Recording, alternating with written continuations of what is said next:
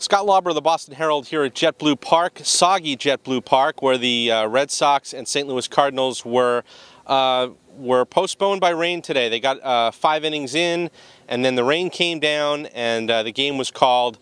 A lot of trouble draining the field with all the water out there. But we do have some news items for you today. David Ortiz took batting practice on the field before the game and will play by the end of the week, according to John Farrell. He might play in some minor league games, possibly as early as Tuesday, and then perhaps in the big league games by Thursday. He, of course, has been out for the past week with flu-like symptoms, dehydration, and general soreness. But he's 39 years old. He has done this a long time, and spring training really does not matter to David Ortiz.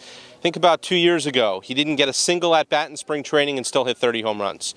Think about last year. He missed the final 7 to 10 days of spring training with a calf injury and still hit 35 home runs. So the Red Sox are not at all concerned that he's been out of action the last week or so. They feel like he'll have plenty of time to get ready, not only from an offensive standpoint, but also to play a little bit of first base, because they open the season in Philadelphia. That's an interleague game, and in order for David Ortiz to play in that series, he'll have to play first base. He's going to do a little bit of that in the next week or so, and that'll get him ready for opening day. In other news, Mookie Betts, I had a chance to talk to him today, and we'll be writing about him in Tuesday's Herald.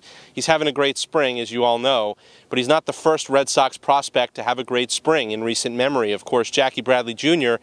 hit over 400 in spring 2013, made the team, and then did very little after that.